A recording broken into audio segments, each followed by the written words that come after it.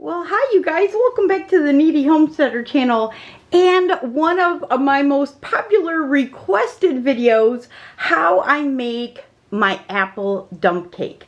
Now, I did a video on this many years ago. It was, I think, one of the very first videos I made when I first started learning how to cook. And it is like one of the worst videos on my channel, and yet it's one of the most popular. So I'm kind of redoing that now that it's been like 7 years, I think, since I made that video. So I've learned how to make this dessert a little bit better, a little bit easier, and I'm going to show you exactly how I make it. I took this to a church Bible study over the weekend, and it was a huge hit. So I'm going to show you how I make it. Now, I'm going to go through the ingredients real quickly here. You're going to need 2 sticks of butter to make this recipe. You're going to need apple pie filling. So I'm going to be using my home canned apple pie filling that I did with you guys not too long ago. I'll leave a link hopefully up above. That hasn't been working for me. So if I can't leave a card up in the corner, I will leave the link to the video on how I make and can apple pie filling down below. Or if you don't know how to can apple pie filling, or you don't want to make homemade apple pie filling, you can go ahead and use canned. So that's an option. So you're going to need pie filling. I'm going to be using 2 quarts, or you can use 2 to 3 cans of that. You're going to need a cake mix. I'm just going to use a white cake mix, but you can use yellow. You can use actually any flavor you want. You can change it up. You're going to need a 1/2 cup of butter, and I choose to add a little extra to mine. Now, really, that's all you need to make this, but I like to sprinkle the top of my cake mix with a little bit of cinnamon sugar. This is a cinnamon sugar mix that I make myself, but you can buy it pre-made. I also like to top it with some sanding sugar, so that's an option. I buy my sanding sugar like this. It runs about $2, and I get it at the Amish store that I buy all my flour and stuff in bulk. So that, and then I also like to drizzle if I'm going to make it fancy, which this one's going to be for the family tonight, but I'm making an apple dump cake for a funeral for tomorrow. So I'm going to dress it up a little bit with some caramel. You can either get it in a squirt bottle, which is easier to kind of decorate with, or you can just buy a caramel dip like this and drizzle it with a spoon. So those are some things that I'm going to add to mine, but you don't need to. But these I'm going to be using. So I also want to say different variations. Like over here, you could do cherry pie filling and top it with a chocolate cake. So you don't have to stick with just the apple and the white cake or vanilla cake. You can play around with this and add whatever it is you like to add to it. So the sky's the limit. Let your imagination roam. But with that, I'm going to clean this all up, and we're going to put this together. I'm going to show you how easy this is. Preheat your oven. I have my oven over there preheating to 350 degrees. And let's do this. Okay, so the very first thing I want to do is I'm going to take, out of these 2 sticks, I'm just going to take 1 stick, and I'm going to melt it. And this is the way, doing it this way gives me the best results as far as not having any raw cake mix on the top. It's something I struggled with, you know. That was before when I was, you know, I would follow directions to a T, and then I just struggled with my cake mix in some areas, spotty areas being raw. So what we're going to do is we're going to take 1 stick, or 1/4 cup of butter, and we're going to melt this. We're going to leave this one cold, but we're going to melt this one in the microwave about 30 seconds. Okay. And then if you're using home canned pie filling, of course you want to open up your jars, take a look at it, make sure you hear that nice good seal, and everything is good with your pie filling. Mine looks beautiful. So, and then we're going to go ahead and take, I'm going to grab one of these. I use these, I don't know, what do you call those? They're kind of like a skinny little spatula. I use this for my sourdough. And then what we're going to do, I'm just going to use a glass baking dish. And I'm just going to pour my jars out into my baking dish. Okay, and this is I think a 9 by 11 glass lasagna pan. It has the edges are a little taller. I make my lasagna, well, I used to make my lasagna, now I have that crock pot lasagna maker that I just love. Okay, so once we have the pie filling in our dish, we're just going to spread it out and make it as even as possible. And now we're going to open up our boxed cake mix, whatever kind, it does not matter. I'm going to grab a pair of scissors here. And we're just going to, I'm going to go ahead and just cut the corner off so it's easy to pour.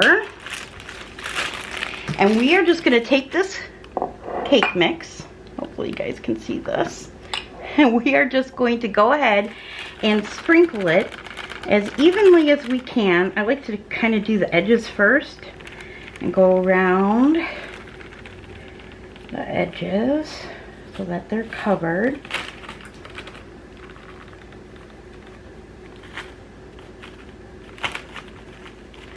And then go ahead and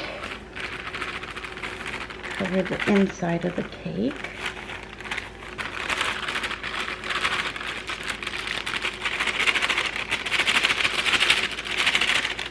Okay. And then I'm going to take a clean knife, or you could use an offset spatula, but a lot of people don't have that, so I'm trying to use things that you'll have in your house. And just kind of smooth it out, making sure you don't dig up any apples.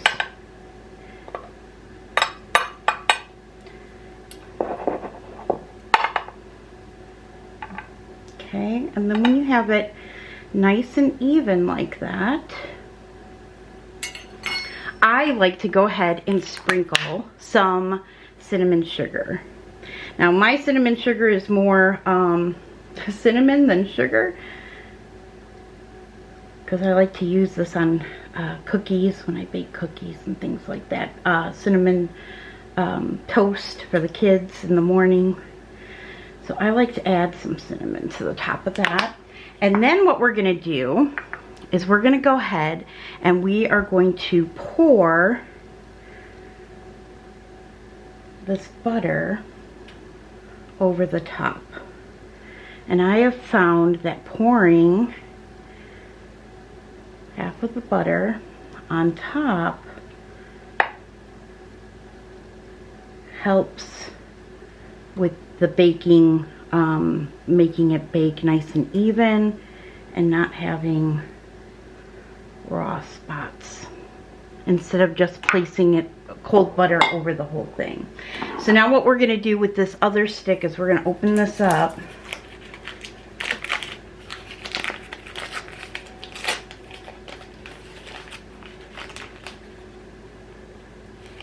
And then with my butter knife here, I'm going to slice very thin pats. It does not need to be thick. Okay, the thinner the better.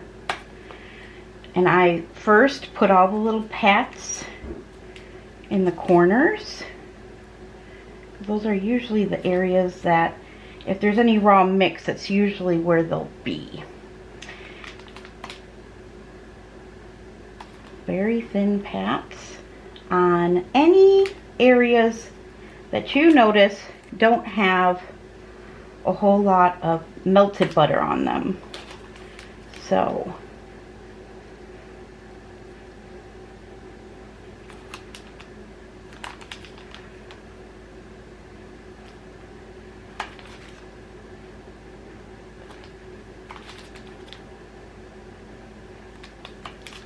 I like to do with the edges.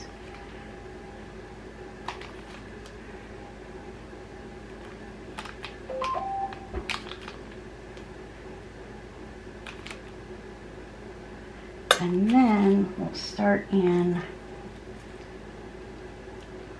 more of the inner areas here. Again, any place that I see exposed, I'm trying to distribute it evenly and all over.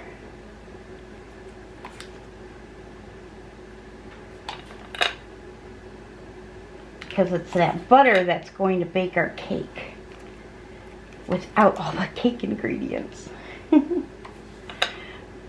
It's a pretty neat dessert, I think. And if you take this to a holiday party, I guarantee you, you are not going to come home with any leftovers. Anytime I take this or anytime I make this for my family, there's like nothing left of it. They just love it so much.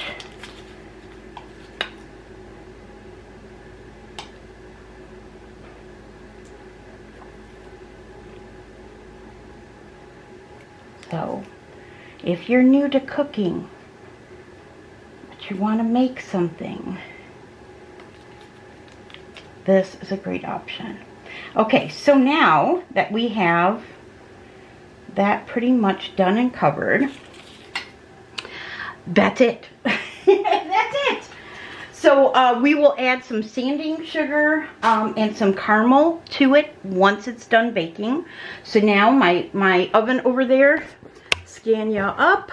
My oven over there is preheated to 350 degrees. I'm going to put this on the center rack. I'm going to let it bake. Keep an eye on it. You know, put the toothpick in it and see if the cake is baked. In my experience, it's about 40 minutes for it to bake. But everybody's oven is different. So I would say set a timer for 30 minutes and then keep checking it every 5 minutes until your toothpick comes out clean. It's nice and golden brown on the top and it looks baked. You don't want it to look raw. I'll actually come back after 30 minutes. I'll show you what it looks like when it's still raw on top, just so that you can have a better idea. All right, in the oven it goes. Okay, so my timer is up. It's been 30 minutes. And I'm just going to pull this out. Ugh. So I can show you. Let me shut this timer off. So I can show you what it looks like when it still needs a bit more time to cook. So I'll take a knife here. And let's see. Hopefully that will focus. And you can see, do you see where it's just a little... just still a little moist, a little undercooked. So this is going to go back in. I'm going to guess 10 more minutes and we'll check it again. But I wanted to show you what that kind of looks like so you can, you know when it's up. So it's hard to say just a time because like I said, everyone's oven is different. So just keep an eye on it. So I'm going to put mine back in for 10 more minutes and I'll be back when it's done. Okay. Buzzer has gone off. I did put it in there for an additional 5 minutes because I had brought it out. So it kind of had to catch back up to temperature. That looks beautiful. Alright, I got to keep the oven on. I'm making another bake cake. You said another dump cake for a funeral, a double batch. I'll bring you over here and show you that one. That's over here in a foil pan, so they don't have to worry about cleaning it and all of that kind of stuff after the funeral. I'm also baking bread, so that's what's on my list today. So here you have it. And it will kind of breathe a little bit. You see how it's moving? Because the apple pie filling is so hot. But there you have it. Now, while it's hot, I'll put you back on the stand here. Okay. Now what I like to do is I like to add sanding sugar. Sanding sugar, if you can see that, is just really chunky, unlike regular sugar. And so it just gives it a sparkle, which I like. And if you add it on while it's hot, you can actually hear it sizzle. I don't know if that's picking up or not.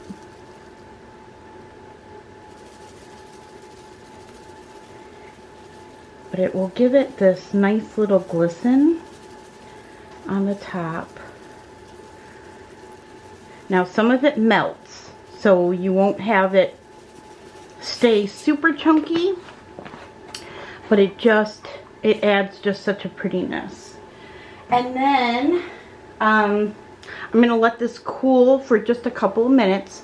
I'm going to come back and I'll show you the drizzled caramel on top. Okay, so it's been a couple of minutes and we have allowed that to cool down just a little bit, so it's not breathing anymore.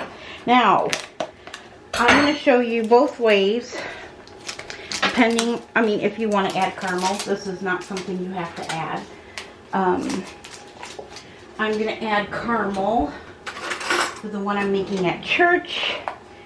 And that is in the oven. That's a double batch. So that was 4 cans of apple pie filling and 2 box cake mixes. And I used a 1/2 cup of melted butter and a stick and a half of cold butter to top the top. So it was almost double minus a half of a stick of butter. Okay, so you can pour it on like this, which comes out really pretty if you can do the squeeze. Okay, or you can use a container of caramel dip. I took out a little bit and we're just going to warm it up because I'm actually going to use that whole container on the dump cake that's going to the church. So I'm just going to warm it up a little bit and make it easier. Okay. And then what I'm going to do is just kind of drizzle it out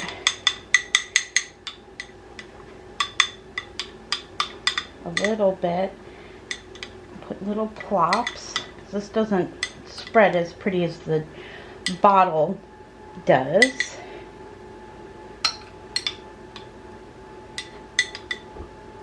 And then, okay, and then I'm going to take Mina's chopsticks. I'm going to take one of the chopsticks off and I'm just going to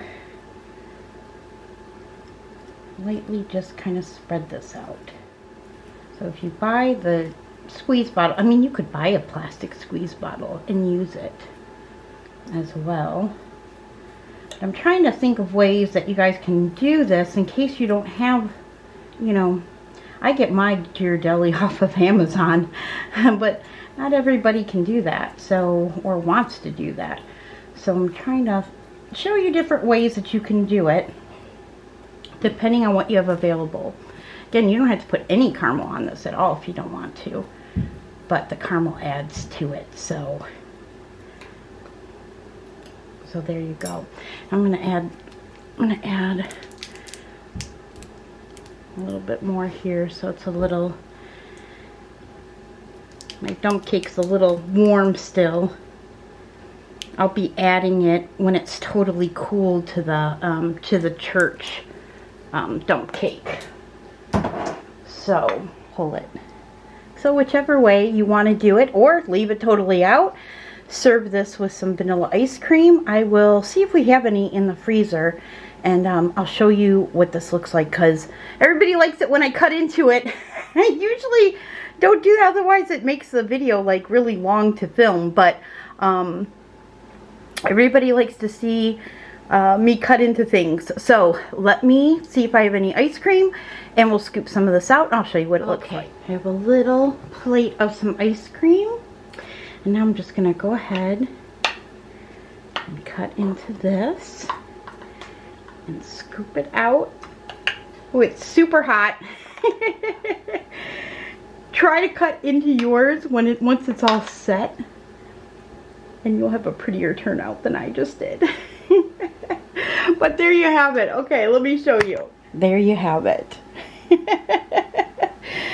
Make yours prettier than mine. But it is so good, so delicious. Let's see if I can't get Mason over here to taste test it for us. But I'm going to have to blow on it. He doesn't do a hot chew like his daddy. Okay, Mason. All right, you going to try it? Yeah. All right, make sure you blow it, okay? I don't want you to burn your lips off. Oh my gosh, you even have the posture of your daddy.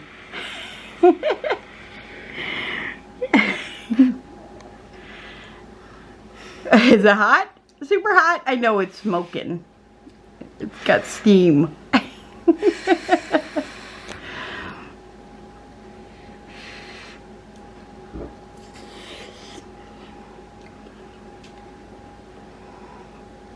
What do you think? Good? Good? Alright, that's for dessert tonight. You give it 2 thumbs up. Oh, you're doing the happy dance. People asked if you still did the happy dance. You've been doing that since you were a baby. You used to happy dance over bread. Good? You gave it a good thumbs up and super easy. Super easy to make and delicious. There won't be any of this left, will there? Mm-mm. Alright, want to say bye? Bye-bye. Bye-bye. Alright, guys. If you give this a try, let me know. And let me know what combination you make. Because like I said, the sky is the limit on this. You can do pretty much any combo you want. So, alright, guys. Thanks for watching, and I'll see you soon. Say bye, guys. Bye, guys.